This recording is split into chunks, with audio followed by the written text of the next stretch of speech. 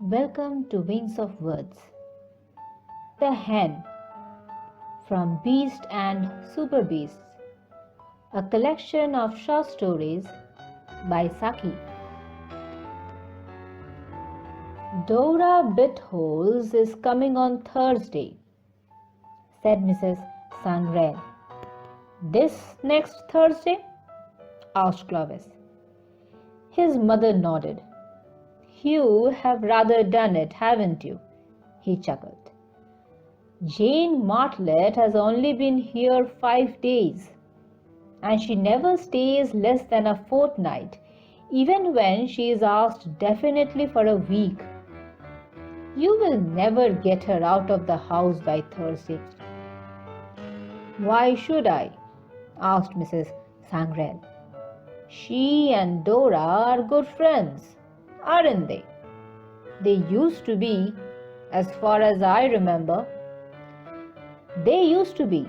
That's what makes them all the more bitter now. Each feels that she has nursed a viper in her bosom. Nothing fans the flame of human resentment so much as the discovery that one's bosom has been utilized as a snake sanatorium. But what has happened? Has someone been making mischief? Not exactly, said Clovis. A hen came between them. A hen? What hen? It was a bronze leghorn or some such exotic breed, and Dora sold it to Jane at a rather exotic price. They both go in for prize poultry, and Jane thought she was going to get her money back in a large family of pedigree chickens. The bird turned out to be an abstainer from the egg habit, and I'm told that the letters which passed between the two women were a revelation as to how much invective could be got onto a sheet of notepaper. How ridiculous, said Mrs. Sangrel. Couldn't some of their friends compose the quarrel? Oh, people tried, said Clovis. Jane was willing to take back some of her most libelous remarks if Dora would take back the hen. But Dora said that would be owning herself in the wrong. And she would as soon think of owning slum property in Whitechapel as do that. It's a most awkward situation, said Mrs. Sangrel. Do you suppose they won't speak to one another? On the contrary, the difficulty will be to get them to leave off. Their remarks on each other's conduct and character have hitherto been governed by the fact that only 4 ounces of plain speaking can be sent through the post for a penny. Well, I can't put Dora off, said Mrs. Sangrel. I have already postponed her visit once, and nothing short of a miracle would make Jane leave before her self-allotted fortnight is over. Miracles are rather in my line, said Clovis. I don't pretend to be very hopeful in this case, but I will do my best. As long as you don't drag me into it, stipulated his mother.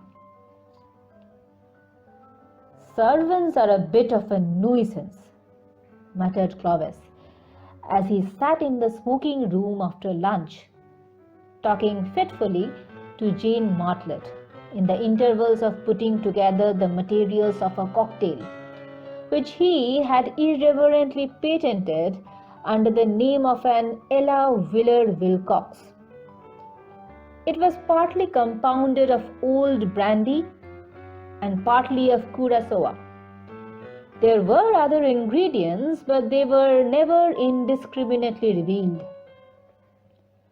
Servants a nuisance, exclaimed Jane, bounding into the topic with the exuberant plunge of a hunter when it leaves the high road and feels turf under its hoofs.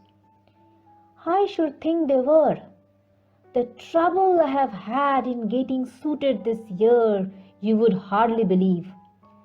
But I don't see what you have to complain of. Your mother is so wonderfully lucky in her servants. Sturridge, for instance. He's been with you for years, and I'm sure he's a paragon as butlers go. That's just the trouble, said Clovis, is when servants have been with you for years that they become a really serious nuisance. The here today and gone tomorrow sort don't matter. You have simply got to replace them.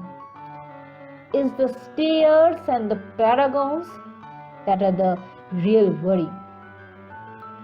But if they give satisfaction, that doesn't prevent them from giving trouble. Now you have mentioned Sturridge. It was Sturridge I was particularly thinking of when I made the observation about servants being a nuisance. The excellent Sturridge a nuisance! I can't believe it. I know he is excellent, and we just couldn't get along without him. He is the one reliable element in this rather haphazard household.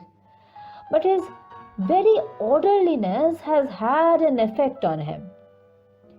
Have you ever considered what it must be like to go on unceasingly doing the correct thing in the correct manner in the same surroundings for the greater part of a lifetime?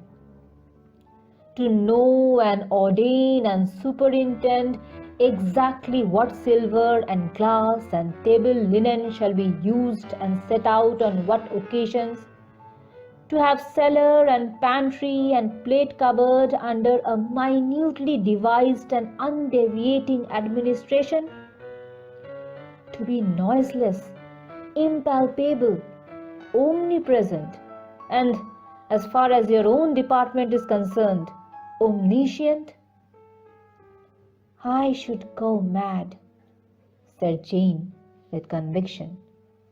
Exactly, said Clovis thoughtfully. But Sturridge hasn't gone mad, said Jane with a flutter of inquiry in her voice. On most points he is thoroughly sane and reliable, said Clovis.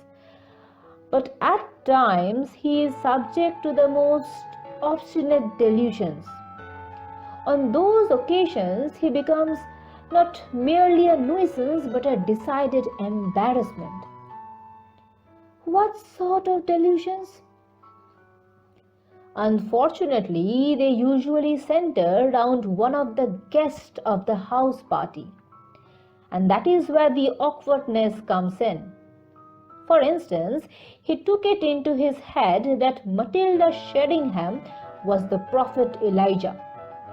And as all that he remembered about Elijah's history was the episode of the ravens in the wilderness, he absolutely declined to interfere with what he imagined to be Matilda's private catering arrangements.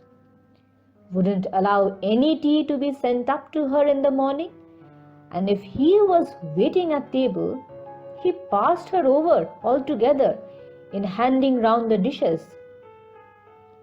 How very unpleasant! Whatever did you do about it? Oh, Matilda got fed, after a fashion, but it was just to be best for her to cut her visit short. It was really the one thing to be done, said Clovis with some emphasis. I shouldn't have done that, said Jane. I should have humoured him in some way. I certainly shouldn't have gone away. Clovis frowned. It is not always wise to humour people when they get these ideas into their heads. There's no knowing to what lengths they may go if you encourage them. You don't mean to say he might be dangerous, do you? Asked Jane with some anxiety, One can never be certain, said Clovis. Now and then he gets some idea about a guest which might take an unfortunate turn. That is precisely what is worrying me at the present moment. What? Has he taken a fancy about someone here now? Asked Jane excitedly. How thrilling! Do tell me who it is. You, said Clovis briefly. Me? Clovis nodded. Who on earth does he think I am? Queen Anne, was the unexpected answer.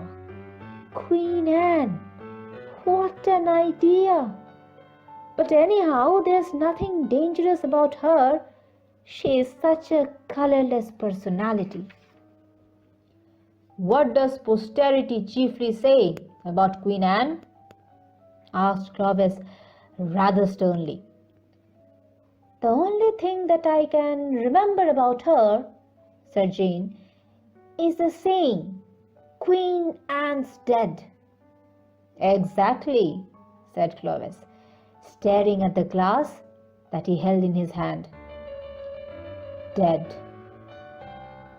Do you mean he takes me for the ghost of Queen Anne? Asked Jane. Ghost, dear no. No one ever heard of a ghost that came down to breakfast and ate kidneys and toast and honey with a healthy appetite. No. It's the fact of you being so very much alive and flourishing that perplexes and annoys him. All his life he has been accustomed to look on Queen Anne as the personification of everything that is dead and done with. As dead as Queen Anne, And now he has to fill your glass at lunch and dinner and listen to your accounts of the gay time you had at the Dublin horse show. And naturally he feels that something's very wrong with you. But he wouldn't be downright hostile to me on that account, would he? Jane asked anxiously. I didn't get really alarmed about it until lunchtime today, said Clovis. I caught him glowering at you with a very sinister look and muttering, ought to be dead long ago, she ought, and someone should see to it. That's why I mentioned the matter to you. This is awful, said Jane. Your mother must be told about it at once. My mother mustn't hear a word about it, said Clovis earnestly. It would upset her dreadfully. She relies on Sturridge for everything. But he might kill me at any moment, protested Jane. Not at any moment. He is busy with the silver all the afternoon. You will have to keep a sharp lookout all the time and be on your guard to frustrate any murderous attack, said Jane, adding in a tone of weak obstinacy. It's a dreadful situation to be in, with a mad butler dangling over you like the sword of what's his name, but I certainly not going to cut my visit short. Clovis swore horribly under his breath.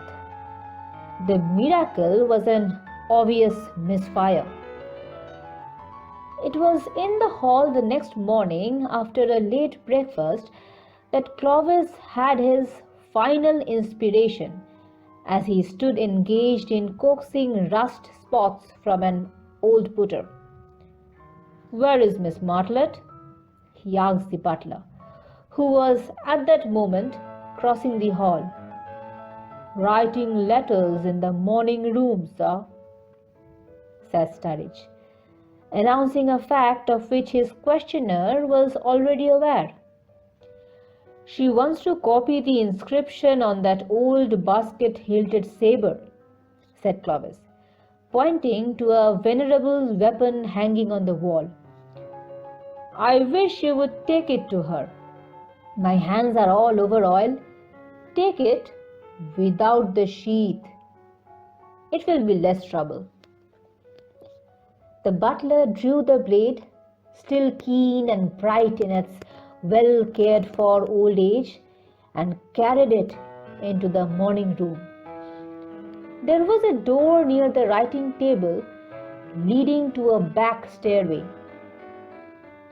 Jane vanished through it with such lightning rapidity that the butler doubted whether she had seen him come in. Half an hour later, Clovis was driving her and her hastily packed luggage to the station. "Mother will be awfully vexed when she comes back from her ride and finds you have gone," he observed to the departing guest. "But I'll make sure some story about an urgent wire having called you away reaches her. It wouldn't do to alarm her unnecessarily about Sturridge." Jane sniffed slightly at Clovis's idea of unnecessary alarm, and was almost rude to the young man, who came round with thoughtful inquiries as to luncheon baskets. The miracle lost some of its usefulness from the fact that Dora wrote the same day, postponing the date of her visit. But at any rate, Clovis holds the record as the only human being who ever hustled Jane Martlet out of the timetable of her migrations. You are listening to The Hen by Saki. If you enjoyed the audio, please like and subscribe. We will meet again in the next audio.